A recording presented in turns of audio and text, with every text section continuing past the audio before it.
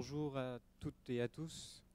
Merci de nous rejoindre pour ce panel intitulé Industrialisation et chaîne de valeur en Afrique, relocalisée et décarbonée. Il est peut-être l'un des derniers de cette première journée très riche de la 14e édition du Forum Med-Days, mais sûrement l'un des plus intéressants. Le sujet de ce panel est directement lié à la thématique générale de cette 14e édition du Forum, de crise en crise vers un nouvel ordre mondial. Nous avons donc 1h20 à peu près pour échanger sur un sujet stratégique qui est au cœur des dernières crises que nous avons vécues.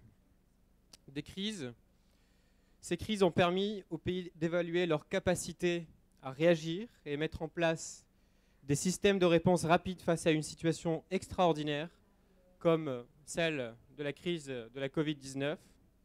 Vous le savez, cette dernière a engendré une disruption de la chaîne de valeur mondiale, une première dans l'histoire. Les exportations et importations ont extrêmement diminué et parfois ont été interrompues. Les États et le secteur privé ont répondu en protégeant, en sécurisant les chaînes d'approvisionnement et quelques mois plus tard, en lançant la relance post-pandémique, les chaînes de valeur et d'approvisionnement ont subi en plein fouet le conflit en Ukraine. L'ensemble de ces disruptions ont poussé plusieurs États à élaborer des stratégies de relocalisation de leur industrie. En parallèle, nous ressentons de plus en plus les effets du changement climatique qui a mis au centre des préoccupations et des revendications le souci de la décarbonisation de notre énergie, de notre mobilité et de nos modes de production. Dans ce contexte et dans ce mouvement d'effort mondial pour relocaliser les industries et les décarboner, le continent africain joue un rôle capital. L'Afrique affronte une crise alimentaire, énergétique et des engrais qui met la pression sur les chaînes d'approvisionnement essentielles, dont certains disposent de ces importations pour une consommation allant jusqu'à 80% de blé par exemple. Les perturbations des chaînes d'approvisionnement ont mis une lumière de l'importance de la résilience des économies africaines, c'est-à-dire leur capacité à continuer à fonctionner même en cas de choc. Alors, mesdames et messieurs, plusieurs questions se posent.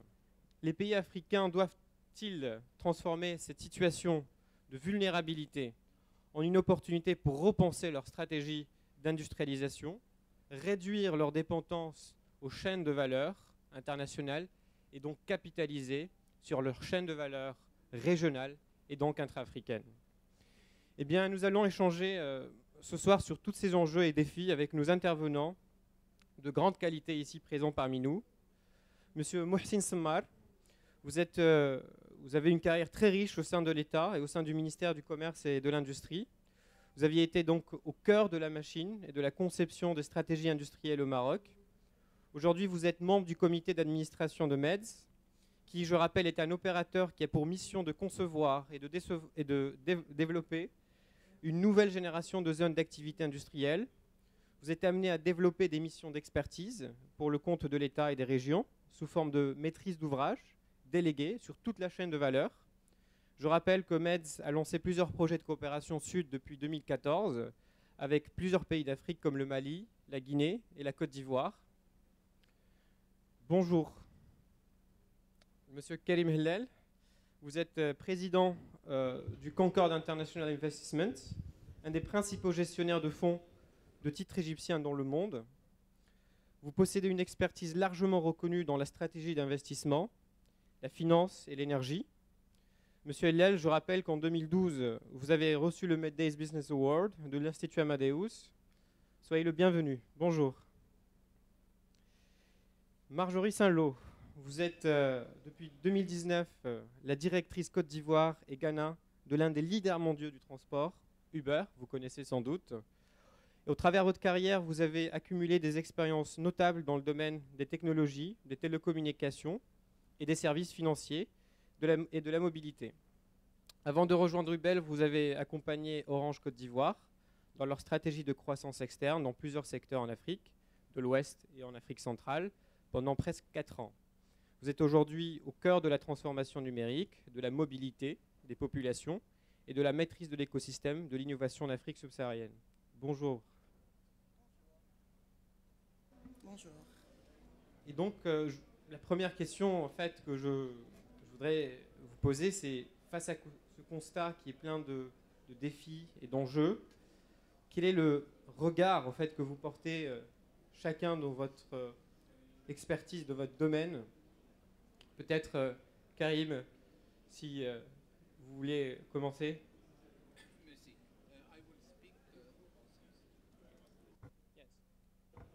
It's working now. Okay.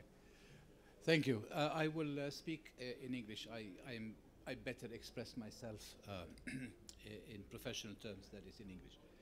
I think the question that you are posing from this session is how can Africa basically benefit and readjust its position in terms of the value chain, in industrialization and so on. I think the main question or the main focus should be on industry to, in the first place, substitute imports, reduce our reliance as a continent and as individual countries on imports, and then start looking at the exports. Because I find, certainly in my country, Egypt, most people are talking about the need to increase exports. And I kind of think that's kind of jumping a little bit the gun. Before we do that, let us start creating basic industries that will replace the imports. And by reducing the imports, you are already starting an industry and you are solving part of the problems that we have in terms of foreign currency, balance of payments, trade balance, and so on. So I think the key question here is what can we as a continent do to start an industrialization process that will reduce imports in the first place and then start looking at intercontinental exports and then perhaps looking export globally. Now, I've been coming here for many, many years, as you mentioned, and I would just like to remind everyone that every year, here and in other venues, the theme is Africa is seen by the West, let's say, as the last frontier. This is the last frontier in terms of where else can we dump our products and services and sell those guys everything that they need and everything that they don't need. It's always been the case. And I think we really have to try and change that by, like I said, producing as much as we can what we import, basic things. I don't mean fancy, unnecessary items, and then start looking intercontinentally. Now, to start looking at intercontinental, there are two things I'm going to throw in now, and then we can perhaps come back to them. This is just talk. To change the talk into action, I think we should look at two issues. One, connectivity, and the second is accessibility. I'll just put these headlines and then we can come back and elaborate on them, but I think the meaning is clear. Thank you. Merci, Monsieur Ellal. C'est vrai qu'il faut réduire les importations, et pour réduire les importations et notre dépendance donc vis-à-vis d'autres pays et du continent africain en quelque sorte, il faut produire. Et pour produire, il faut avoir une stratégie d'industrialisation claire à long terme et non seulement à court terme. Et pour cela, Monsieur Semar, vous êtes au cœur en fait, de ce processus d'industrialisation au Maroc. Et en quelque sorte, vous avez plusieurs exemples de projets qui justement essayent de réduire cette dépendance et de produire et de réduire les importations comme M. Ellal a évoqué. Merci. Je voudrais tout d'abord remercier les organisateurs de cet événement de nous avoir invité Medz, filiale du groupe CDG, branche développement territorial, et de nous donner l'opportunité de contribuer modestement à une réflexion sur une thématique stratégique pour nos économies en Afrique. Et si on peut peut-être rappeler très brièvement ce qu'est Medz. Medz est un aménageur-développeur de zones d'activité industrielle, commerciale et logistique.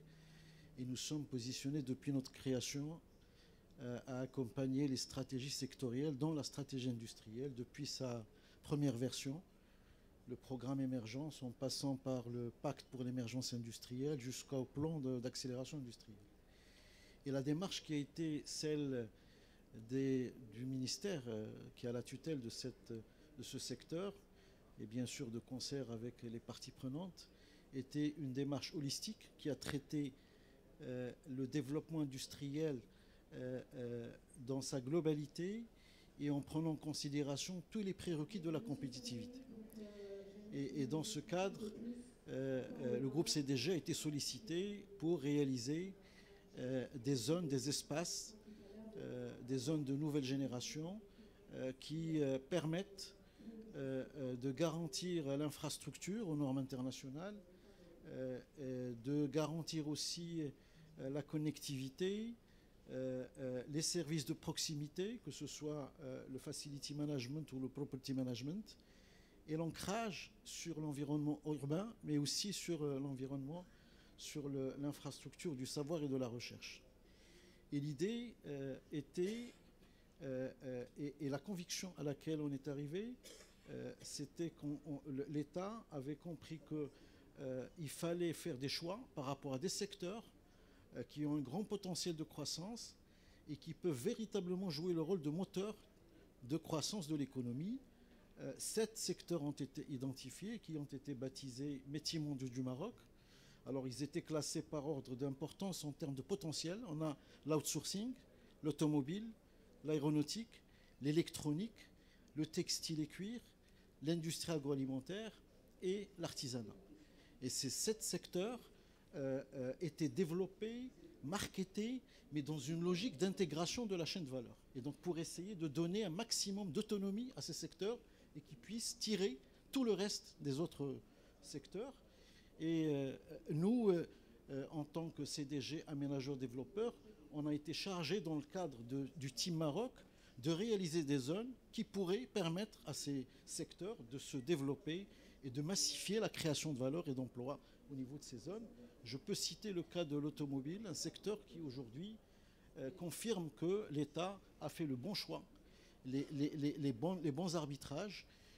Nous sommes passés dans le secteur automobile d'un pays qui avait une capacité de production de moins de 60 000 par une seule unité de montage à Casablanca. Aujourd'hui, on a atteint un capacitaire de 700 000 véhicules. Et on est en train d'aller sereinement vers 1 million de véhicules. Le taux d'intégration également. On est passé de moins de 30, on est à 64 et on ira vers 80% avec les constructeurs qui sont là. Et également, nous avons des emplois qui se créent, beaucoup de croissance organique. Et les événements qu'a vécu le monde, que ce soit le Covid ou, disons, les perturbations qui ont été vécues à travers le monde, ont fait qu'il y a eu une perturbation au niveau des approvisionnements, mais qui ont été gérés de manière ingénieuse au niveau du Maroc. Et quand on voit les statistiques entre 2019 et 2022, aujourd'hui, 2022, dans le secteur automobile, à août, on a réalisé 62 milliards de dirhams et on finira l'année à 100 milliards. Et donc, on va dépasser les exportations qu'on a réalisées. Donc, nous continuons sereinement dans ce chemin de création de valeur, de richesse et d'emploi. Voilà. Merci, Monsieur Semal. Vous avez parlé d'automobile, vous avez parlé d'une accélération. J'ai pris le secteur automobile, oui, comme mais exemple. je pourrais prendre également le secteur de l'aéronautique, où il y a beaucoup de choses à dire, l'électronique, et donc les 7 secteurs, et tous les autres secteurs qui sont tirés et qui travaillent en sous-traitance, en co-traitance avec ces secteurs. Moi, le secteur de l'automobile est un exemple parce que Marjorie est plein dedans. C'est l'automobile, c'est Uber, c'est la mobilité.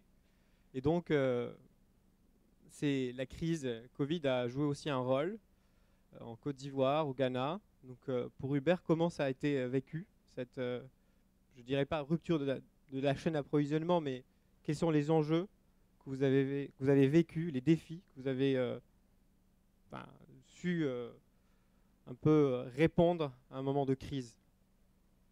Non, merci pour cette question. Et effectivement, au-delà même de la région de l'Afrique de l'Ouest, de l'Afrique centrale, Pour Uber, de façon générale, ce qu'on peut constater, c'est que depuis que la crise Covid, les usages ont changé. Les usages ont changé dans le monde. La transformation numérique s'est accélérée partout.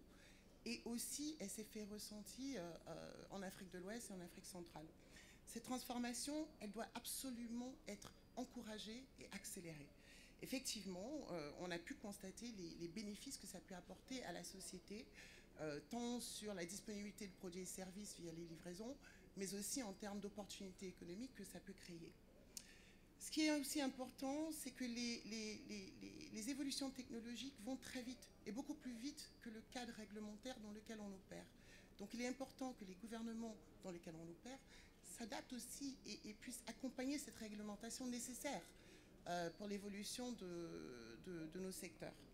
Je pense qu'un autre élément qui est, enfin un deuxième élément qui est important, c'est la notion de dit commerce équitable et dit juste.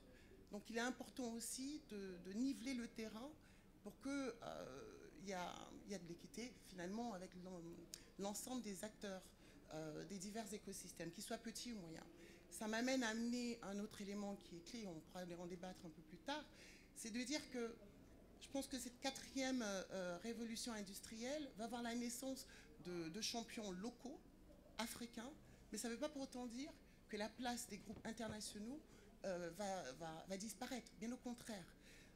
C'est là où toute l'importance du partage d'expérience que l'on peut avoir, notamment dans d'autres pays, dans d'autres zones émergentes, l'Amérique latine, l'Asie de l'Est, mais aussi l'apport de nouvelles technologies plus fines et plus adaptées, qu'on pourra mieux adapter en collaboration notamment avec l'écosystème local. Donc je vois plutôt davantage de collaboration et toute une autre forme de collaboration à venir qui sera clé. Et pour terminer, la quatrième révolution industrielle, ce n'est pas simplement l'évolution des procédés, ce n'est pas simplement l'usage de la technologie ou des techs type big data, intelligence artificielle, mais c'est aussi la capacité aux gens, et tout le monde dans cette pièce, de pouvoir générer des revenus. Et quand on regarde l'importance ou l'apport du secteur informel dans nos pays, cela montre toutes les possibilités que ça peut ouvrir pour l'ensemble de nos populations. Donc ça aussi, c'est important. Ça apporte pour nos gouvernements la nécessité de créer des statuts dits d'auto-entrepreneurs, donc de créer le pont entre le secteur informel et la formalisation pour effectivement accélérer cette industrie, cette quatrième révolution de l'industrie. Je terminerai en disant qu'il va falloir voir naître davantage dans nos villes et dans nos pays des zones dites avec ou des incitations économiques pour permettre à cet auto-entrepreneur, cette petite entreprise et cette moyenne entreprise qui maintenant, grâce à la technologie, peut intervenir dans la chaîne de valeur mondiale, de pouvoir accélérer leurs opérations. Tout en étant bien évidemment durable et en diminuant l'empreinte carbone. Mais ça, on y reviendra. Effectivement, je pense que vous avez tous les trois parlé de nécessité de coopérer entre les acteurs. Vous avez parlé aussi de partenariat public-privé. Et là, le secteur privé joue un rôle essentiel pour accompagner l'effort de l'État pour moins importer, plus produire localement et durablement. Et moi, la question que je me pose, c'est pourquoi finalement nous avons plus de difficultés à coopérer entre nous, entre pays. On en parlait tout à l'heure. Et quels sont les blocages, quelles sont les difficultés sur le terrain que vous rencontrez quand vous opérez en Égypte, en Côte d'Ivoire, au Maroc, au Ghana? Quelles sont, peut-être, vous ne rencontrez pas les mêmes difficultés sur le même continent.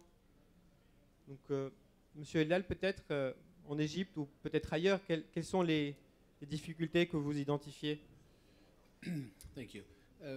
I would categorize them under two different labels. One, a very general and deep-rooted, which I call mistrust. We do not trust each other as countries.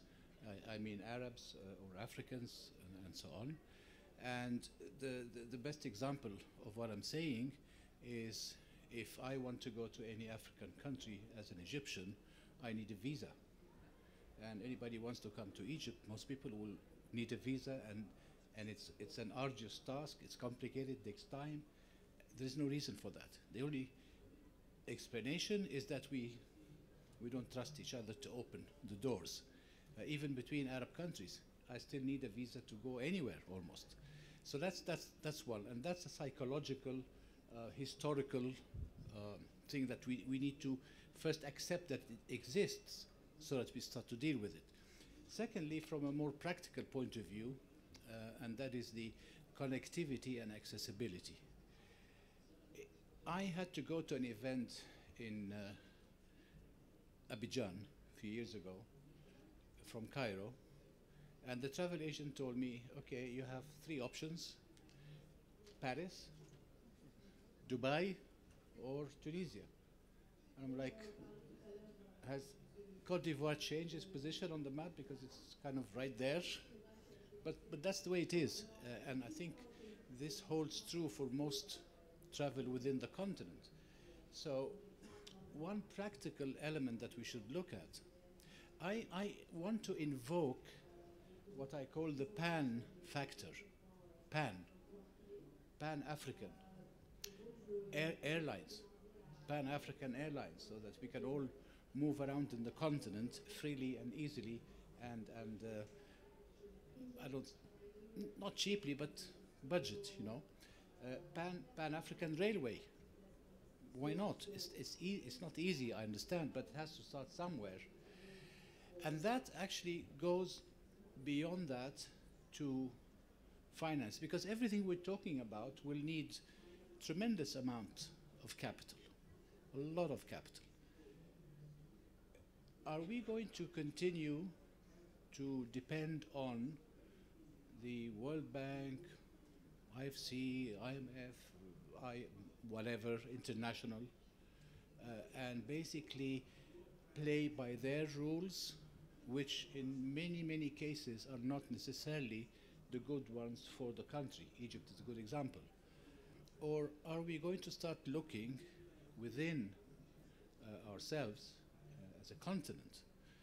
Why can't we have pan-African financing institutions specialized, like an African infrastructure bank?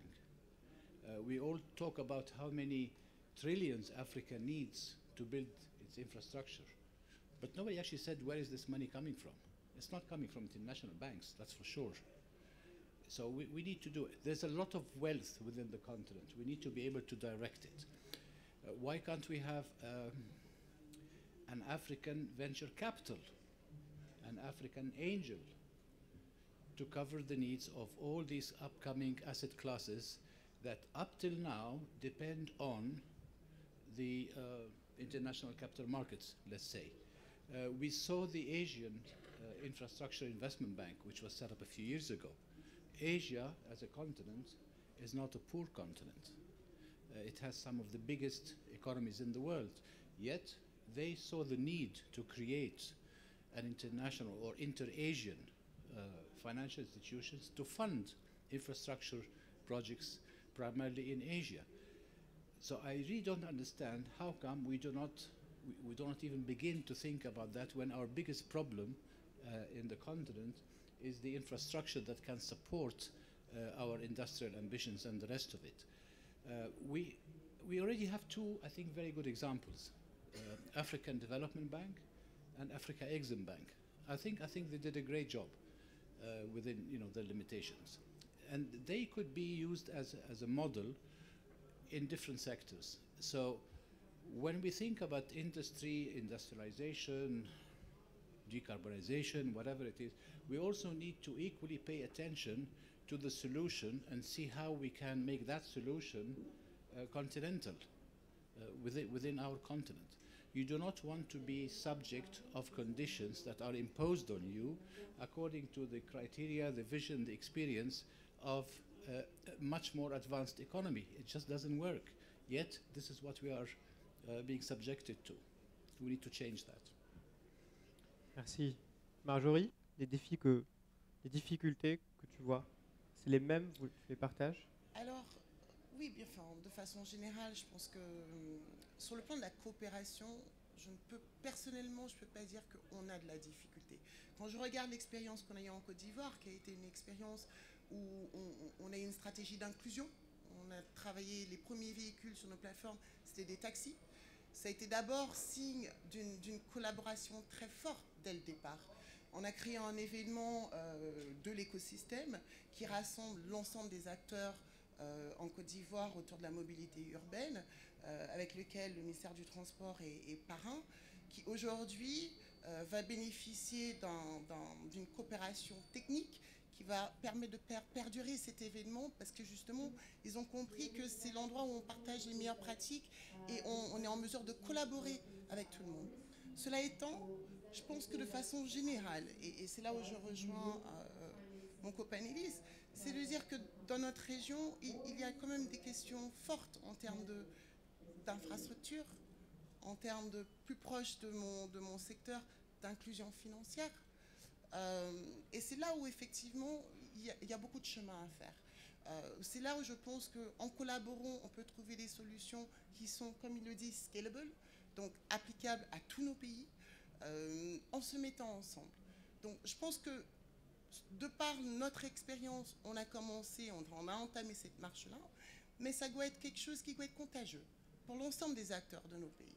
Où il faut qu'on cherche à collaborer ensemble, et il faut que cette collaboration dépasse nos territoires uniques. Il faut qu'on aille vraiment dans des coopérations régionales, par secteur, et ensemble on trouvera les solutions pour aller plus vite. C'est mal, vous partagez la même vision, vous qui vous êtes sur le terrain. Alors si on prend les projets que nous avons eu l'occasion et l'opportunité de monitorer dans le cadre de la mise en œuvre des stratégies sectorielles, on a toujours, on s'est inscrit dans les objectifs prévus par les stratégies, par la stratégie industrielle pour le cas d'espèce, et ces objectifs, avec le type de concept qu'on doit mettre en place, les conditions de financement, la séquence de mise en œuvre, tout ça était formalisé dans le cadre d'une convention avec l'État, avec un business plan et des conditions à appliquer au profit de l'investissement, parce qu'il y a un objectif d'attirer tant d'investissements dans tel secteur ou tel secteur. Et dans le cadre de ces conventions, dans chaque projet, il est prévu un dispositif de gouvernance au niveau central et au niveau local. Au niveau central, présidé par le ministre concerné, et avec bien sûr toutes les parties prenantes. Et ce comité se penche sur les problèmes qui doivent être réglés au niveau central. Et on a ce qu'on appelle les CLS, des comités locaux de suivi, qui se tiennent au niveau du wali ou du gouverneur, au niveau territorial, et qui se penchent de manière continue sur l'avancement des projets, et avec toutes les parties concernées, locales, et on traite des problématiques opérationnelles liées aux fonciers, liées aux infrastructures au site, aux connexions, aux droits de passage, tous les aspects opérationnels qui concernent un projet. Et aujourd'hui, on a 15 zones que nous avons réalisées. Toutes ont été faites selon ce process et avec cette boîte à outils qui aujourd'hui elle est suffisamment bien huilée. Et dans le cadre de la coopération sud-sud et par rapport aux orientations stratégiques que Sa Majesté a arrêtées dans ce domaine, nous avons signé un certain nombre de conventions avec des pays amis en Afrique, et avec lesquels on a commencé à initier des projets selon le même concept et avec les mêmes dispositifs. Alors en Côte d'Ivoire... C'est l'initiative de 2014. Guinée, voilà. Et donc aujourd'hui, je ne peux pas dire qu'on n'a pas de problème, parce que, bon, bien sûr, on est dans l'opérationnel, on a des sujets liés au foncier, des sujets liés à la connexion, pour ramener les différents jus, le traitement des rejets. Il y a des enjeux aujourd'hui, on parle du développement durable, on parle de la décarbonation, aujourd'hui, on a le compteur qui commence à tourner à partir de 2023. Tous les exportateurs sur le marché européen doivent présenter un bilan carbone. Et 2026, ils doivent impérativement commencer à payer, ils vont commencer à payer des taxes s'ils n'ont pas la neutralité carbone, s'ils n'ont pas pris toutes les diligences nécessaires pour réduire les émissions carbone. Et nous, en tant qu'aménageurs développeurs, nous nous devons justement de prendre en considération ces enjeux parce qu'on est dans notre mission d'être catalyseur et non pas un frein. Donc on ne peut pas annuler tous les efforts qui sont faits par nos clients qui s'installent chez nous. Et donc là, il y a des problématiques sur lesquelles l'État est penché aujourd'hui. Il y a plusieurs chantiers qui sont ouverts. Tout à l'heure, dans la table ronde qui a précédé, on a parlé de la charte d'investissement, où il y a plusieurs volets qui vont être intégrés par rapport à la PME, par rapport aux Marocains résidant à l'étranger, toutes les conventions pour la très petite entreprise. On a un nouveau business model, un nouveau business model du Royaume qui est déjà engagé. Donc, c'est des chantiers. Pour l'infrastructure, on a une zone, un projet de loi qui est en discussion au Parlement, qui nous règle les problématiques que nous vivons au quotidien. Donc là, les choses avancent. Mais clairement, si on a un enseignement aujourd'hui à tirer de tout ce qu'on a vécu, moi, je parlerai de l'agilité. Le Maroc a fait montre d'une agilité exceptionnelle. Et je peux citer, je suis très fier de le dire, une zone d'accélération industrielle qu'on devait livrer à Agadir, on l'a livré avant le délai, un mois pendant la période du confinement. Et c'est juste pour dire, parce qu'il y avait un impératif de devoir livrer cette zone, nous nous sommes mobilisés, et avec bien sûr toutes les difficultés qui sévissaient dans le temps, mais on l'a fait. Nous pouvons citer beaucoup d'exemples d'intégration industrielle qui ont pu être réalisées. La question des masques pendant la période du confinement, les respirateurs. Il y a beaucoup d'exemples de projets qui ont émergé pendant cette crise et qu'on a su transformer en opportunité de business pour créer davantage de valeur, mais aussi pour, disons, avoir une certaine souveraineté au niveau industriel. Aujourd'hui, le ministère de l'Industrie est en train de travailler sur des projets d'intégration verticale pour la substitution justement aux importations. Donc il y a une série de projets. Monsieur le ministre l'a déjà cité à l'occasion de plusieurs rencontres concernant donc cette import-substitution. Et donc il y a un certain nombre de chantiers qui sont ouverts. Bon, maintenant, il faudra qu'on continue, qu'on consolide nos efforts. Et bien sûr, le partenariat, il est important. Le partenariat public-privé est important. La charte va venir consolider ce partenariat et avec l'inversion de la règle par rapport à l'investissement public-privé. Et donc tout ça, c'est des grands enjeux que nous devons impérativement réussir. Et on ne peut les réussir que si on fait on serre les coudes pour essayer de relever ces défis et les réussir. Justement, on peut les réussir, on peut les relever, ces défis. Le Maroc, vous le disiez, il peut être cité en exemple sur différents secteurs. On a réagi à une crise qu'on ne connaissait pas. C'était la première fois qu'on vivait une crise sanitaire de cette ampleur-là. Mais quelque part, on a été préparé parce qu'on a investi sur la formation professionnelle, sur nos jeunes. Parce qu'industrialiser, changer les méthodes d'industrialisation, c'est mettre à niveau nos compétences. Qu'est-ce qu'on sait faire? Comment on le sait le faire? Est-ce qu'on le fait mieux que nos voisins d'en face ou pas? Et c'est peut-être cette donne aussi qui peut jouer dans un continent qui est immensement jeune en fait. Et la place en fait des jeunes et de la formation professionnelle, en fait, elle joue un rôle important. Marjorie, peut-être, quelle est la place en fait de la formation Hubert, je pense que elle a quand même, ça emploie beaucoup de jeunes aussi en Côte d'Ivoire et la formation en fait occupe peut-être une place importante aussi. Je dis clairement, la formation occupe une place importante. Effectivement, enfin, il faut que je réponde à deux niveaux.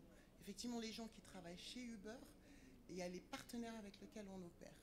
Donc, sur ce premier niveau-là, on s'est rendu compte en tant que groupe, et je parle vraiment plutôt sur les usages, les fonctionnalités que l'on a besoin pour l'Afrique, hein, qu'il fallait qu'on intègre davantage d'ingénieurs issus de nos régions, notamment.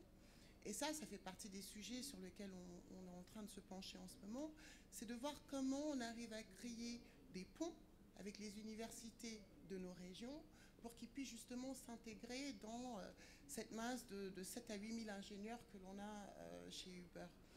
Et ce que l'on se rend compte, on se rend compte finalement qu'il y a effectivement un gap de compétences, donc ça prendra du temps. Et il y a aussi simplement la capacité même à passer à travers les maillons pour être choisis par Uber. Donc là, il y a une double problématique. On essaie de l'aborder donc en créant justement des liens avec les universités localement, en créant des hackathons, donc ce sont des sujets sur lesquels on va pouvoir réaliser des choses l'année prochaine, tout en essayant d'aborder aussi la notion du genre. Mais clairement, il va falloir aller plus vite pour justement intégrer cette dimension de notre région. Juste pour vous donner un peu de données, on a fait près de 15 milliards de courses depuis l'existence de Uber. Et cette année, on a croisé le milliard en Afrique. Donc ça veut dire que la croissance, elle va se faire ici, dans les prochaines années. Donc effectivement, ça devient vraiment important, ce plan des compétences, de pouvoir combler ce gap. Un deuxième élément, avant de passer au deuxième type d'acteurs chez nous, c'est que finalement, ça n'a rien à voir avec notre région, mais c'est partout, c'est les aptitudes qu'il faut. Donc ce n'est pas que les compétences techniques, mais on se rend compte quand on regarde la crise de Covid, où on a créé de nouveaux business models en moins de 48 heures et ils étaient déployés sur le marché, il faut quand même des spécimens, enfin des gens particuliers, avec des aptitudes différentes. Et ça aussi, là, on crée vraiment des formations en interne pour accompagner. Parce qu'effectivement, ce n'est pas forcément des aptitudes que l'on trouve. Sur le plan de nos partenaires, et tout à l'heure j'en parlais des problématiques d'inclusion financière, mais la plus importante, c'est l'inclusion digitale. C'est-à-dire que les uns et les autres, donc les chauffeurs ou les propriétaires, ils savent très bien faire un WhatsApp ou répondre à un commentaire sur Facebook. Et quand ils se retrouvent sur une application, et de retrouver simplement le nord et le sud dans l'application, c'est comme s'ils réapprenaient à lire. Et là, franchement, on est confronté à avoir à pallier, au-delà des formations digitales qu'on peut mettre en place via l'application, mais des formations sur le terrain pour combler ce vide. Donc il y a une véritable dimension d'inclusion digitale, donc on parlait d'accessibilité et de connectivité, qui doit commencer très tôt. C'est-à-dire que ce n'est pas à 15 ans ou 20 ans qu'on commence à découvrir comment est-ce qu'on va plus loin sur un site web ou sur une application. Mais très vite, il faut l'intégrer dans l'instruction, dans l'éducation qu'on donne à nos enfants. Donc effectif. Très bien. Monsieur Elial? Allô? Yes, I think obviously at the heart of anything that we try and do to improve our conditions is education. And education needs to be driven by two things, by the market needs and national needs. Unfortunately, in many countries, including mine, this is not happening yet. The priority for students, let's say, they want to go into medicine school or law school, engineering, without any thought, do we actually need so many thousands of doctors, engineers, whatever? That doesn't matter. I mean, how many times I've been to New York and my taxi driver is Egyptian and he has an engineering degree, but he can't find work. So I think what we're saying and what my colleague was saying here, the objective and type of education needs to be radically changed to go with the time. You talked about digital transformation and the ability or the aptitude to be able to deal with this kind of applications, if you will, is very important. And you're right, it has to be taught very, very early on. The other aspect is, if we are talking about industrializing the continent, then you have to talk also about vocational training. You need, I mean, you would not have been able to do your amazing success story in the cars if you didn't have enough workers, engineers, supervisors, whatever, to make it happen. They're not going to all come from France. We don't have that yet. So I will always refer to Singapore. When Lee Kuan Yew started to build Singapore, they had a vision. And that vision was how do you say it? Engineered backwards. Basically, they said, okay, where do we want to be in 50 years? We want to be here. Where do we want to excel, to use our advantage? We want to do this sector, and that sector. Okay, so what do we need in terms of people with qualifications? So many doctors, so many engineers, so many, etc. And the education system was redesigned to produce the numbers that vision and this market and this demand needed. The result? Well, we all know what the result is. See where Singapore is. So we need to kind of change the mindset about how we view education. In Egypt, it is a certificate from university.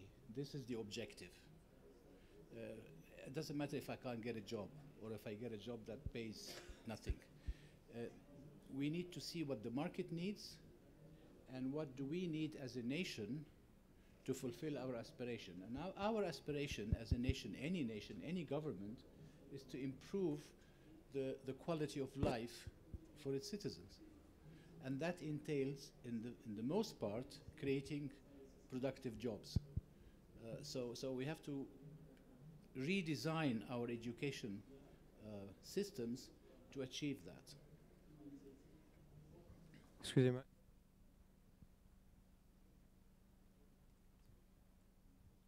Oui. Allô, vous m'entendez?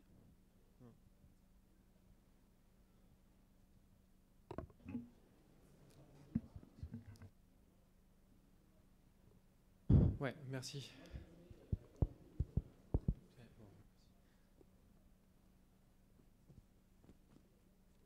Mais donc, oui, un enjeu majeur, c'est donc la formation, c'est l'éducation et la montée en compétences de cette dernière à travers en fait différents pays sur le continent africain. Et certains pays réussissent à le faire, d'autres beaucoup moins. Et l'idée qui est aussi transversale, c'est donc la jeunesse et la formation professionnelle. C'est un point un peu qu'on rencontre, et c'est une question qui se pose dans plusieurs pays sur le continent africain, donc convergent, qui mobilise tous les États. Mais il y a aussi, donc, et je reviens sur un des éléments fondamentaux de notre panel, c'est la décarbonisation. C'est la décarbonisation en Afrique. Vous le savez, le continent, malgré le fait qu'il est le continent le moins industrialisé au fait du monde, il subit les conséquences du dérèglement climatique. Et plusieurs initiatives ont été lancées sur le continent, justement, et on a essayé d'adapter et d'intégrer cette donne de la décarbonisation de notre mobilité, de nos chaînes de production.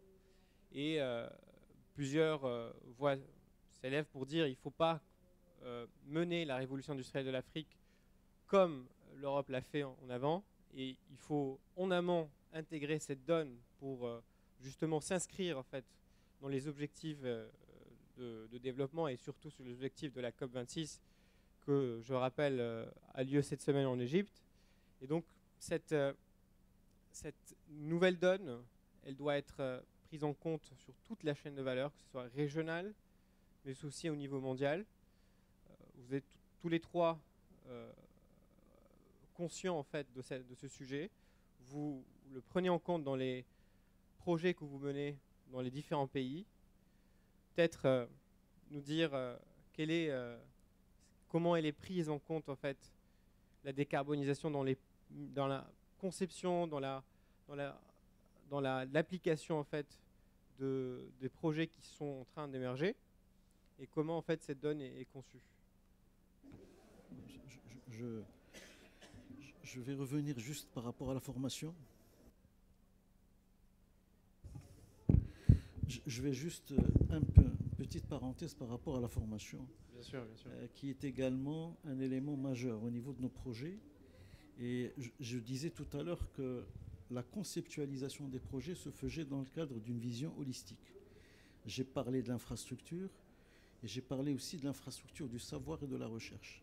Et donc dans chaque projet, nous prévoyons un espace pour la formation et pour la recherche. nous donnons, l'État finance la construction de ces espaces de formation et de recherche, et la gestion se fait par les associations professionnelles. À Kénitra, c'est l'AMICA, l'automobile. À Casablanca, c'est le GIMAS, l'aéronautique, et ainsi de suite. Et donc, au niveau de ces espaces de formation, il y a de l'infrastructure technologique, et on essaie, en tant qu'aménageur-développeur, de créer des passerelles pour aider les industriels à s'inscrire dans des démarches d'innovation et de développement technologique en s'appuyant sur cette infrastructure de recherche. Alors, par rapport à la décarbonation et au développement durable de manière générale, nous l'avons inscrit comme un des axes stratégiques dans notre feuille de route. Et ça commence depuis la conception des projets par toutes les études d'impact environnemental, par les plans de surveillance environnementaux qui permettent de préserver l'état initial, mais aussi au niveau de l'aménagement, donc toutes les sources d'énergie, on essaie et on bataille aujourd'hui pour avoir un mix énergétique entre de l'énergie fossile, mais aussi de l'énergie propre. Nous essayons de privilégier le transport ferroviaire aussi, et nous travaillons aujourd'hui sur Kénitra, puisqu'on a 38 000 emplois aujourd'hui qui ont été créés sur cette zone de Kénitra, avec 1200 minibus par shift qui arrivent, et donc ça fait beaucoup de carbone dégagé, et l'idée c'est renforcer, disons, la solution de transport ferroviaire. On a aussi toute la partie, les nouveaux projets, on s'est inscrit dans la démarche HQE, avec bien sûr tout ce que cela implique en termes de, disons, de respect de l'environnement et de décarbonation. Et au niveau du développement, aujourd'hui, nous optons pour des bâtiments carbone négatif, énergie positif, ce qu'on appelle les bâtiments à bas carbone. Et dans le domaine de l'offshoring, on a déjà initié un certain nombre de bâtiments qui sont certifiés, et en utilisant tout ce qui concerne l'architecture bioclimatique et tous les matériaux biosourcés qui permettent donc de réduire les émissions de carbone. Donc on a une feuille de route, nous sommes en train de travailler dessus, et nous suivons avec beaucoup d'intérêt les efforts de l'État, puisque l'État travaille aussi sur cette décarbonation à travers une norme qui a été faite pour la décarbonation qui se base sur la norme ISO, aussi l'accréditation de ceux qui vont vérifier et établir le bilan carbone, parce que ce bilan de carbone, il doit être réalisé, mais il doit être reconnu par les marchés récepteurs. Et à ce titre, donc, l'État travaille sur l'accréditation de ces experts en matière de décarbonation. Il y a aussi tout ce que fait l'AME par rapport donc, au développement donc, à travers donc, des produits d'appel destinés à la PME pour les aider à maîtriser leurs émissions et optimiser la consommation d'énergie et s'inscrire dans des démarches de développement durable. Voilà. Merci. Monsieur Lel, quel est finalement le bilan que vous faites des actions en fait, et les stratégies de décarbonisation en Afrique, peut-être en Égypte, puisque vous accueillez en ce moment la COP? Yes, we are hosting it. Cairo is the #1 most polluted city in the world, but it's okay. We're still hosting it. No, I think there are two sides to this. Obviously, we are all co-owners of this planet Earth. It belongs to all of us. So we're all suffering, and we will suffer even more if we do not control this global warming, climate change. To do that, you need to take a lot of measures at the project level, as you mentioned, at the national level, and as a continent. And you need to replace a lot of the old technologies, old industries, whatever, that are producing a lot of too much emission as per today's standards. Now that costs a lot of money. And that money has to come from somewhere, which I think we're all working on it consciously, even Egypt. We're all very conscious of that, trying to do our best. But I would like to raise one question, because I was just talking to some colleagues earlier this morning about this point, and they tell me that Africa produces less than 5% of the carbon emissions. Less than 5%, which is like nothing, right? So my question is, okay, we have a massive global problem that requires massive amounts of money. Who's going to pay? Everybody equally, or the ones who actually caused the problem in the first place pay more?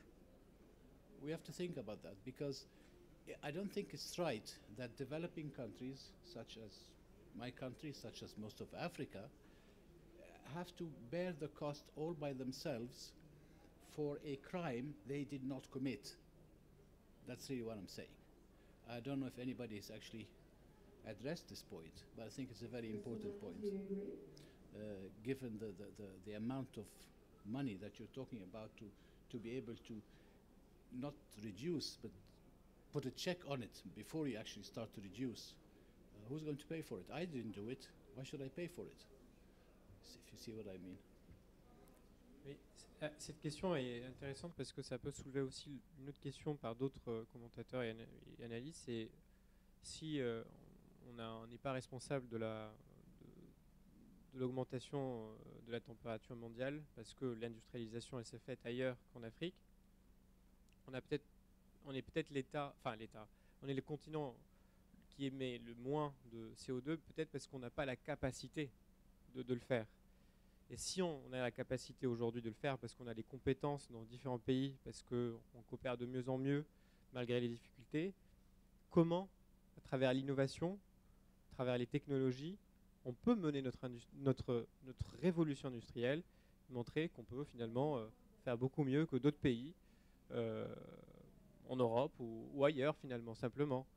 Et digitalisation, décarbonisation, Marjorie, peut-être? Oui, c'est une bonne question. Et, alors, je ne fais pas partie de la délégation ni de la Côte d'Ivoire et du Ghana, mais quand même, je partagerai là où on en est sur ces projets-là, sur ces deux territoires, parce que je pense que ça vaut la peine de le faire. Sur la Côte d'Ivoire, ce qui est assez intéressant, c'est de voir le paysage de la mobilité qui va finalement prendre tout un nouveau visage avec l'arrivée du métro d'ici 4-5 ans au maximum. L'avènement du BRT, donc l'arrivée aussi des bus à base de biomasse, les réflexions, je parlais de cet événement qu'on organise, mais les réflexions continuent autour de comment on intègre les mobilités douces finalement. Sur le Ghana, avant de parler du Ghana, on voit aussi la mobilisation du secteur privé en dehors du beurre qui s'est saisi de la question et qui va investir dans près de 500 points de rechargement sur la ville d'Abidjan pour l'année prochaine. Donc il y a une vraie conscientisation qu'il faut qu'on collabore ensemble pour aborder la question. Sur le Ghana, c'est plutôt un cadre réglementaire qui devrait voir le jour l'année prochaine, particulièrement sur la mobilité, et notamment la mobilité verte. Mais c'est aussi plusieurs investissements de PME, dont on parlait tout à l'heure, qui sont en train de chercher à monter des unités d'assemblage de motos électriques, voire même de véhicules électriques. J'ai vu dernièrement une dernière innovation d'un véhicule solaire, 100% made in Ghana, par un Ghanéen. En tant que groupe, on l'a annoncé, je pense, il y a près d'un an, qu'on a une volonté de travailler qu'avec des véhicules électriques, mobilité douce et intégration avec la mobilité publique partout dans le monde d'ici 2040. Comment est-ce que ça se traduit localement sur nos marchés? Bien évidemment, on est contraint au regard du niveau de la maturité de nos marchés, tant sur le plan des infrastructures, de la réglementation. Mais cela étant, on a quand même lancé dans plusieurs projets un partenariat avec le gouvernement nigérien sur Uberboat, donc l'utilisation du bateau pour la mobilité au cœur de Lagos. On a lancé des motos électriques au Kenya pour assurer justement à la fois donc, Uber Boda, donc c'est le transport des personnes, mais aussi la livraison. On travaille sur les questions du sharing, donc du covoiturage. Et là, on a plusieurs innovations. Il y a Uberbus en Égypte et Uber X-Share dans plusieurs pays de l'Afrique, dont le Ghana, Nigeria, mais aussi au Kenya. En termes de technologie, sur les livraisons, on est sur des questions de regroupement des commandes pour justement limiter l'impact carbone de ces livraisons-là. Et on commence de plus en plus à discuter, à échanger avec les constructeurs de véhicules. On parlait de relocalisation ou délocalisation locaux qui amènent à créer des unités d'assemblage localement, permettant de, un, baisser les coûts d'acquisition, de deux, aller plus rapidement vers les véhicules électriques à moindre coût. Voilà. Donc vraiment, on essaie d'aborder la question sur différents angles. Et puis au centre de notre stratégie, c'est la collaboration, parce qu'on n'y arrivera pas tout seul. Et notamment, parfois, on veut pour une transition énergétique et les infrastructures ne sont pas là, en fait, pour accompagner le secteur privé et l'aider, en fait, dans cet effort de transition.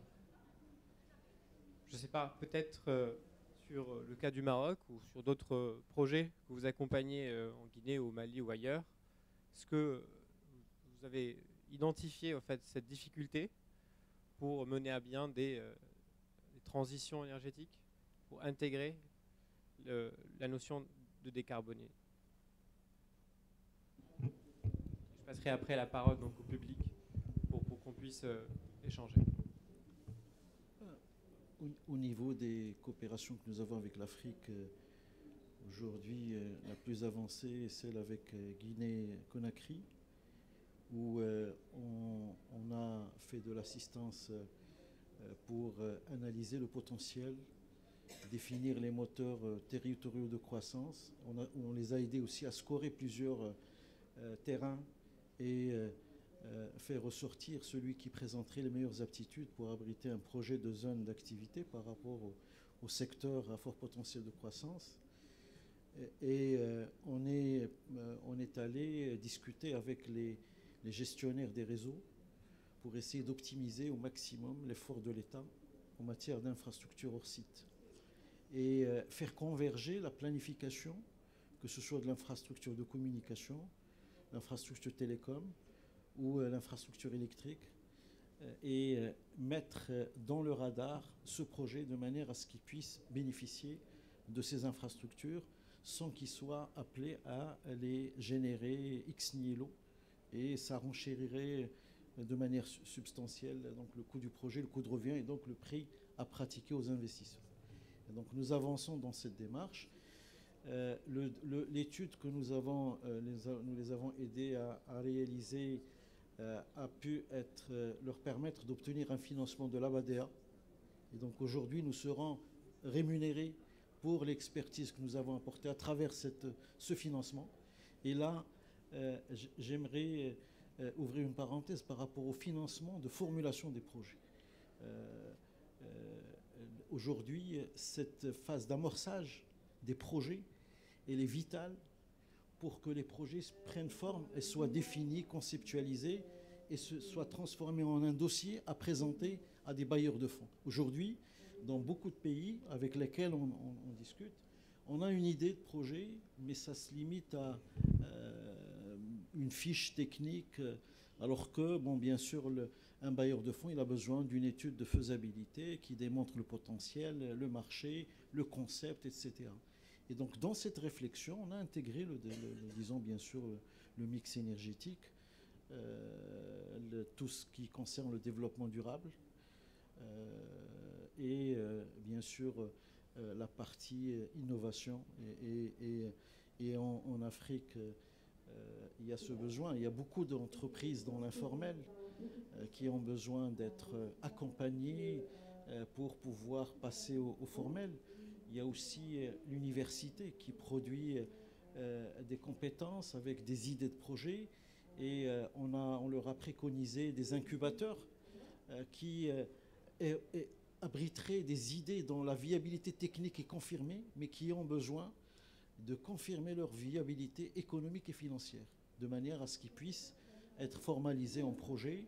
Et donc là, on a recommandé dans, bien sûr, l'étude qu'on a menée, dans l'accompagnement que nous avons assuré, des incubateurs d'entreprises, des écoles de formation professionnelle aussi, de manière à ce que le projet intègre ces prérequis de la compétitivité et puisse amorcer une dynamique de création de valeur et d'emploi et qui pourrait montrer le chemin aux autres régions. Et je viens de recevoir la semaine dernière une délégation de Guinée et Conakry, et il y a 3 autres projets que Guinée souhaite nous proposer également dans le cadre de cette expertise pour les développer, parce que avec justement tout ce qui se passe aujourd'hui, il y a une volonté de valoriser davantage les ressources naturelles et de les transformer sur place. Merci. Merci Monsieur Semal. Merci Monsieur Semal pour ce partage d'expérience. Sans trop tarder, je vais donner la parole au public. Je rappelle simplement pour les questions, pour que vous puissiez réagir aux échanges et aux enjeux que nous avons évoqués, de donner votre nom et prénom et l'institution que vous représentez, et que vous puissiez nous dire aussi à qui vous adressez la parole. Merci beaucoup. Monsieur.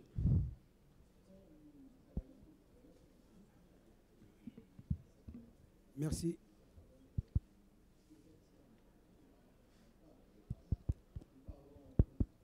Prenez peut-être le mien. Oui, il marche maintenant. T'as vu, il me fait... Merci.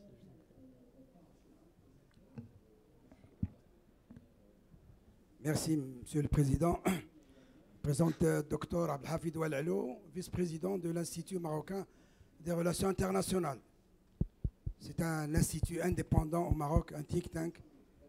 Monsieur Kerdoudi est président et nous sommes présents depuis des années dans ce MEDES pour participer à ce genre de débat, et nous remercions les organisateurs et Monsieur Fassi pour cette invitation.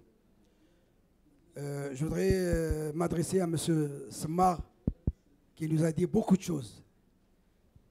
Et malheureusement, nous manquons de communication dans ce pays. On a appris beaucoup de choses, mais nous, en tant que think tank, peut-être aussi pour les médias, il n'y a pas assez de communication pour avoir ces données et ces projets que vous avez dans cette institution qui dépend de la CDG. Ça, c'est une petite remarque amicale, et on vous remercie si, dans l'avenir, vous êtes bienvenus au siège de l'IMRI à Casablanca pour nous parler de l'industrialisation. La question que je me pose, toujours à M. Sma, qui nous a parlé de 7 secteurs prioritaires qu'a pris le Maroc. Et moi, je me pose la question, l'industrie pharmaceutique. Je suis pharmacien, je m'intéresse beaucoup je suis biologiste, virologue, épidémiologiste. Et nous avons vécu pendant 2 ans le Covid, et nous avons appris parmi les leçons, c'est la sécurité sanitaire. C'est comment avoir l'accès aux médicaments, aux vaccins, au Maroc comme en Afrique. Et ceci dépend de l'industrie pharmaceutique, fabrication locale, parce que nous sommes devant des multinationales pharmaceutiques qui dominent le marché international pharmaceutique avec leurs filiales de 80%. Je vous demanderai de et que nous avons... Pardon. Je voudrais simplement de vous poser votre question. Voilà la question que je vais poser. Comment le Maroc a vécu l'approvisionnement en matières premières pour la fabrication locale des médicaments, surtout de l'Asie, de l'Inde et de la Chine. Et nous sommes maintenant devant le grand projet de Slimane, la région de Casablanca, pour la production du vaccin pour le Maroc, mais aussi pour l'Afrique, dans le cadre de cette coopération sud-sud. Donc il y a beaucoup de choses à faire dans l'industrie pharmaceutique, qui est une priorité, je pense, et qu'elle doit être ajoutée à ces 7 projets prioritaires. Merci. Merci pour vos propos sympathiques prononcés à l'endroit de l'institution que je représente. Et nous nous ferons un grand plaisir de venir livrer de vive voix tous les chantiers sur lesquels nous travaillons. Bon, moi, j'en parle peut-être et j'empiète sur l'autre vie de directeur de la stratégie au ministère de l'Industrie. Donc, je ne peux pas donc oublier, j'ai eu le plaisir et l'honneur de participer à la préparation de la première version de la stratégie industrielle. Et dans cette première version, il y avait 7 secteurs. Mais quand il y a eu la troisième version, le plan d'accélération industrielle, le ministère de l'Industrie avait mis en place ce qu'on appelle communément les écosystèmes. Et dans ces écosystèmes, ils sont beaucoup plus que les 7. On a ratissé plus large, et là où il y avait un potentiel, il y a eu un écosystème. Et qui dit écosystème, et c'est là où nous avons cette spécificité, ce volontarisme. L'État a mis en place des avantages et des incitatifs, des subventions pour ces écosystèmes. Parce que le concept d'écosystème, c'est une locomotive et qui crée autour d'elle une dynamique. Donc de la sous-traitance, de la co-traitance, c'est le cas de l'automobile, de l'aéronautique, mais c'est aussi le cas des autres secteurs. Et l'industrie pharmaceutique fait partie des écosystèmes qui ont été développés, soutenus, accompagnés. Et c'est ce qui a fait que le Maroc a pu relever les défis de la période difficile que nous avons dû traverser. Et aujourd'hui, on est en train de réaliser une usine de vaccins, et certainement qu'il y a d'autres projets qui vont suivre, parce qu'on a su être agile. L'État a su, bien sûr, toucher les aspects qui mériteraient un appui soutenu. Et donc, la dynamique a pris. Aujourd'hui, donc, il faut continuer. Et clairement, le secteur pharmaceutique est un secteur à fort contenu technologique, un secteur qui peut rayonner encore plus et booster la création de valeur, la création de l'économie de devises pour l'économie marocaine. Alors, donc, aujourd'hui, nous, en tant qu'aménageurs développeurs, nous ferons un plaisir de vous proposer les offres que nous pouvons adresser à l'endroit des opérateurs dans le secteur pharmaceutique pour qu'ils puissent concrétiser des investissements. Et donc, nous, on n'a pas de... Lorsque j'ai parlé des métiers mondiaux, nos parcs sont généralistes, mais ils sont brindés par rapport à des secteurs. Si je parle de Kenitra, c'est l'automobile comme brand, avec l'infrastructure technologique, avec toutes les commodités pour le secteur automobile, mais ça n'exclut nullement les autres secteurs. On a quelqu'un qui fait de la conception de dinosaures, de la fabrication à l'impression 3D de dinosaures qui est installé. Mais bon, bien sûr, la zone globalement est brandée par rapport au secteur automobile. Et bien sûr, il y a beaucoup d'activités qui se sont développées au niveau de ce projet et dans les autres. Merci. Merci, monsieur Semal. D'autres questions peut-être? Monsieur? N'hésitez pas à aller directement pour poser votre question. Je ne vous entends pas. Bonjour mesdames et messieurs. Je veux bien vous poser une question. Vous avez cité plusieurs cas de projets industriels faits là en Afrique, comme l'exemple du moteur électrique en Guinée, et sont tous faits par des ingénieurs africains avancés au niveau de l'expérience et l'âge. La question est, pourquoi on n'encourage pas financièrement et on ne croit pas à la créativité du jeune africain, en général au niveau de ses idées et ses innovations, que d'autres continents les trouvent autant qu'une richesse, les reçoivent gratuitement et l'exploitent dans l'avancement de leur pays. Alors qu'on connaît que la base de l'industrie en général en Afrique, dans les années suivantes, est le jeune africain et ses capacités, et pas les conventions faites par des organismes des autres pays non africains, dont le gain n'était jamais réciproque, mais plutôt en faveur des autres continents. Et même pas de faciliter les choses pour les entreprises d'industrie pour s'installer là en Afrique, car ils nous donnent des opportunités d'emploi, mais avec des salaires trop bas par rapport à ceux des salariés dans leur pays. Donc il y aura toujours une vue inférieure au continent africain et à l'humain africain. Merci monsieur. Vous voulez poser la question à qui? Global. Quelqu'un voudrait réagir?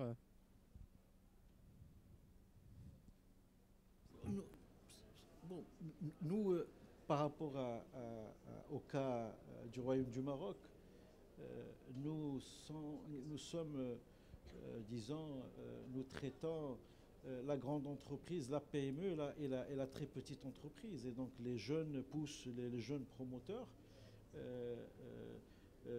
nous estimons que c'est un acteur important dans la chaîne de valeur de création de richesse. Et on a besoin d'avoir ces PME, ces jeunes pousses qui vont devenir PME et qui vont par la suite porter l'intégration dont on parle, l'intégration locale. Donc on a besoin de ce genre, bien sûr, de promoteurs. Et l'État aujourd'hui a mis en place un certain nombre d'initiatives pour aider et incuber ces jeunes pousses, ces porteurs d'idées. Dans nos projets, on a prévu des lots pour des incubateurs, pour des pépinières d'entreprises. Il y a les technoparcs aujourd'hui que l'État est en train de développer dans un certain nombre de... Je pense à Tanger, il y a un technoparc, en plus de celui de Casa. Il y a Oujda, à Fès, à Agadir aussi. Et donc ces technoparcs visent à proposer à des porteurs de projets des espaces où ils peuvent avoir de l'appui personnalisé de proximité, un soutien. Et les financements sont là. Aujourd'hui, il y a beaucoup de formules de financement qui sont proposées. Vous savez, et ça, ce n'est pas une vue de l'esprit. Le problème de financement ne se pose jamais lorsqu'on a un projet rentable, lorsqu'on a un projet bien étudié, avec son étude, avec son business plan, et bien sûr, le porteur du projet qui doit avoir la compétence pour pouvoir rassurer celui qui va financer le projet. Avec ces conditions, normalement, le financement ne doit pas se poser. Et il y a énormément d'outils aujourd'hui. Moi, je me rappelle, il y a 25 ans, il y avait le crédit jeune promoteur, la loi 36-4. Mais aujourd'hui, vous avez énormément de produits d'appel qui peuvent aider et accompagner des jeunes pousses pour créer et concrétiser leur investissement. Marjorie, peut-être, vous voudrez réagir? Oui, je voulais peut-être donner un exemple concret, parce que j'aime bien les choses bien pratiques et bien concrètes. Uber, on voulait répondre à la problématique de financement et d'accès aux véhicules pour ceux qui veulent faire du Uber en Afrique. Et effectivement, vous savez comme moi, hein, l'accès au financement, vous en parlez tout à l'heure, est compliqué, notamment avec des jeunes qui ne sont pas forcément dans le système traditionnel bancaire. Ainsi, je vous ai aussi mentionné que dans l'introduction que je pense que la quatrième révolution industrielle va voir naître des champions locaux. Je pense notamment à Move Africa, qui est notre partenaire exclusif sur bon nombre de nos marchés africains. C'est deux jeunes Nigériens qui ont créé le modèle qu'il fallait pour pouvoir répondre à cette problématique de financement et d'accès aux véhicules. Aujourd'hui, on travaille avec eux sur 4 territoires africains, le Nigeria, le Ghana, le Kenya et l'Afrique du Sud. Mais ils sont aussi nos partenaires maintenant sur les Émirats, sur l'Angleterre, et ils commencent leur expansion sur l'Europe. Donc c'est vraiment ces deux jeunes Nigériens qui ont pu capitaliser de cette collaboration, ont fait naître vraiment des champions locaux, africains, et qui vont exporter leur business model ailleurs dans le monde. Je n'ai pas besoin de vous dire, vous pouvez taper sur Internet Move Africa, le nombre de financements qu'ils ont réussi à mobiliser sur les marchés et avec les private equity. Mais de façon plus générale, je pense que, notamment avec l'e-commerce et l'avènement de ce qu'on appelle des dark kitchens ou des dark stores, qui permet à n'importe lequel d'entre vous d'avoir une solution dite clé en main et de commencer à produire dans sa cuisine ou ailleurs d'ailleurs, faire valoriser ces éléments-là et de pouvoir utiliser, que ce soit les réseaux sociaux, et utiliser bien évidemment Uber pour la livraison de vos produits. En fait, je pense qu'il faut qu'on shift la manière dont on essaie d'aborder les problèmes. Il y a énormément de problèmes qui ont besoin d'éléments de réponse. Et les éléments de réponse, comme monsieur l'a bien dit, si vous posez et vous construisez un bon business model derrière et qu'il est rentable, vous allez trouver les partenaires, qu'ils soient locaux ou internationaux, pour vous accompagner. Et la question du financement ne se posera pas. Je pense qu'il faut vraiment voir comment on aborde le problème plus que voir les freins à son expansion. Voilà pour moi. Merci. Merci. Je vais prendre une dernière question, tout ici devant. Alors, je vais prendre madame parce qu'on a pris 3 hommes. Je vais prendre madame. Je vais prendre la dernière question parce qu'après, on sera obligé de clôturer notre session parce qu'il y a la cérémonie d'ouverture qui commence dans 5 minutes. Et on va quand même prendre une dernière question. Alors, je vous en prie, madame.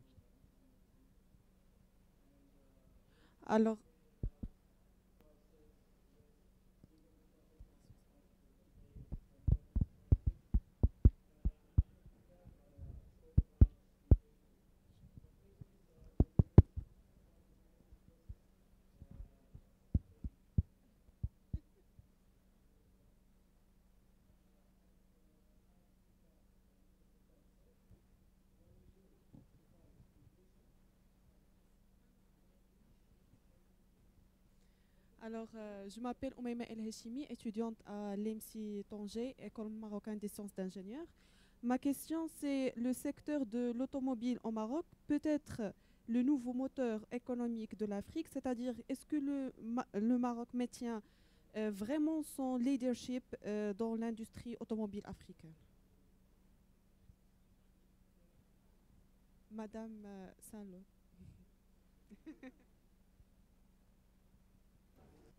Elle est délicate, votre question. Oh oui, je pense. Non, je pense que... Je pense qu'aujourd'hui, on dépend trop des unités d'assemblage à l'extérieur du continent. Et d'où vraiment l'opportunité pour le secteur de l'automobile marocain. Et j'encourage davantage de régions, j'en parle régulièrement avec notre ministre du Transport, de voir comment justement on peut délocaliser ces différentes marques et voir émerger une marque dite locale. On a on a créé une unité d'assemblage en Côte d'Ivoire justement sur les minibus face à cette problématique-là. Donc je pense sincèrement, au regard de nos besoins de mobilité en Afrique, il y a clairement une opportunité pour le Maroc, mais aussi pour plein d'autres pôles économiques, parce qu'il faut faire baisser les coûts finalement. Donc il faut se rapprocher du consommateur. Il faut vraiment se rapprocher au maximum du consommateur. Voilà. En 1 minute. Oui. Alors, quand on voit un petit peu les statistiques de l'automobile, en Europe, la demande est en train de baisser. Et pourtant, les exportations marocaines sont en train de croître. Alors l'explication, c'est qu'en Europe, aujourd'hui, les voitures ne sont plus un moyen de promotion sociale. C'est un moyen de mobilité. Et donc les gens, le consommateur, aujourd'hui, cherche des voitures best cost. Et le Maroc, aujourd'hui, puisque vous citez le cas du Maroc, offre justement ces voitures best cost. Et c'est ce qui a fait que malgré une tendance baissière au niveau du marché européen, le Maroc a continué à exporter et cette année, il fera 100 milliards de dirhams et nous sommes le premier exportateur non européen de voitures dans le marché européen. Donc ça, c'est une première chose. Et avec ça, nous sommes premier ou deuxième en termes capacitaires. Il me semble qu'on dépasse ou que nous sommes en train de dépasser l'Afrique du Sud avec 700 000 véhicules en capacitaire et nous sommes en train d'aller vers 100 millions de véhicules. Et rappelez-vous, on était à moins de 60 000 avec la Sonaca. Il y a pratiquement 20 ans. Aujourd'hui, moi je me rappelle aussi dans une autre vie, lorsqu'on avait réalisé 2 milliards de dirhams d'export, on avait fêté ça au ministère de l'Industrie. Aujourd'hui, nous allons réaliser 100 milliards. Et donc, cette progression est en train de continuer sereinement. Il faut la soutenir et l'État en est conscient. Et en s'appuyant bien sûr sur le Team Maroc pour booster ce secteur davantage et polluer les autres secteurs et qu'ils puissent donc également prendre cette dynamique et continuer. Et bien sûr, nous sommes conscients que le Maroc ne peut pas faire tout seul et donc c'est la raison pour laquelle notre souverain nous a encouragés à aller vers la coopération sud-sud et c'est les Merci. passerelles que nous sommes en train d'ouvrir avec les pays amis africains. Merci Monsieur Seval pour cette belle conclusion. Comme vous l'entendez très bien, il est l'heure de clôturer cet échange. Merci beaucoup pour votre attention. Merci à vous aussi. Et je vous donne rendez-vous dans la séance plénière. Merci beaucoup.